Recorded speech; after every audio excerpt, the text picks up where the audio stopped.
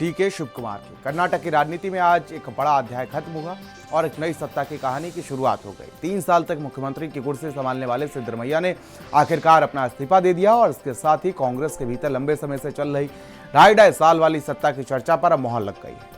सिद्धरमैया ने वही किया जिसका वादा कांग्रेस आलाकमान से किया गया था।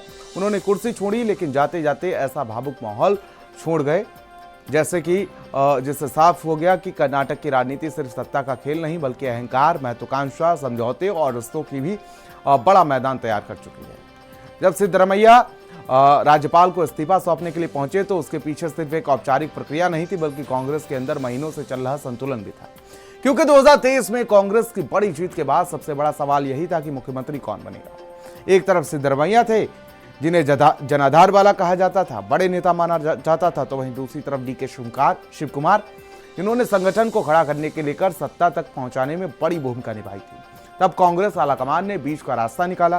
पहले सिद्धरमैया मुख्यमंत्री बने और अब फॉर्मूले के तहत डीके शिव कुमार सत्ता के नए चेहरा बनते नजर आ रहे हैं। लेकिन इसके पीछे के बदलाव की सिर्फ कुर्सी बदलने की कहानी नहीं है बल्कि कर्नाटक की जातीय और रणनीतिक गणित भी छिपी हुई है। सिद्धरमैया जहां पिछड़ा, दलित और अल्पसंख्यक राजनीति के बड़े चेहरे माने जाते हैं, वहीं डीके शिव कुमार वोक्कालिगा समुदाय के सबसे ताकतवर नेताओं में से गिने जाते हैं और दक्षिण कर्नाटक में उनकी पकड़ बेहद मजबूत मानी जाती है। यानी कांग्रेस ने एक बार फिर से वही फॉर्मूला अपनाया है जहां सामाजिक संतुलन और रणनीतिक समीकरण दोनों साधे जाएं ताकि पार्टी के भीतर भी शांति बनी रहे और साथ ही साथ बाहर बीजेपी को चुनौती भी मजबूती से मिलती रहे। लेकिन सत्ता परिवर्तन इतना आसान भी नहीं था क्योंकि पिछले कुछ महीनों में कई बार यह चर्चा तेज हुई कि सिद्धरमैया अपना कार्यकाल पूरा करना चाहते हैं।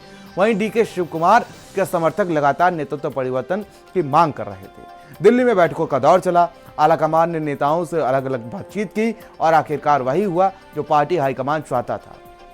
हालांकि सबसे ज्यादा चर्चा उस भावुक तस्वीर की रही जहां डीके शिव कुमार सिद्धरमैया को गले लगाते हुए नजर आए और यहां तक कि उनकी पैर भी छूते हुए दिखाई दिए। इस सिर्फ सम्मान का दृश्य नहीं था बल्कि कर्नाटक कांग्रेस के अंदर चल रही लंबी राजनीतिक खींचतान के बाद एकजुटता दिखाने का भी बड़ा संदेश था। चलिए आपको बताते हैं कि आखिर जो नए मुख्यमंत्री होने वाले हैं जो 30 तारीख को शपथ लेंगे, आखिर वो कितने अमीर हैं और आखिर वो हैं कौन। डीके शिव कुमार आखिर हैं कौन, ये आपको बता देते हैं।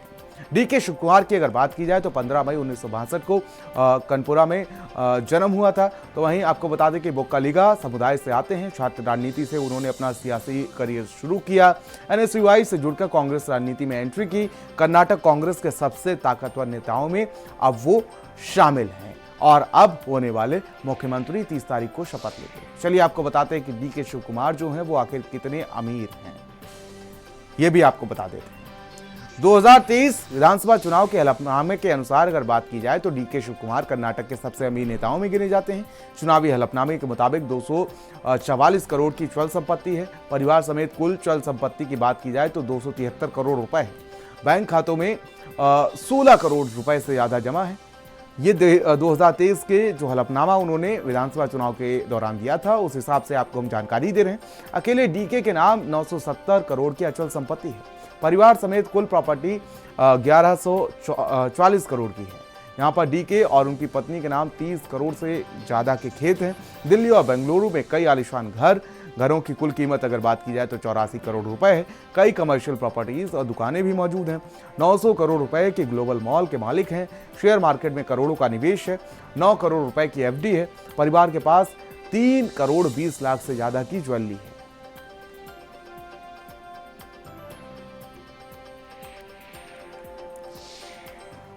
और अब बात कर लेते हैं लखनऊ में कल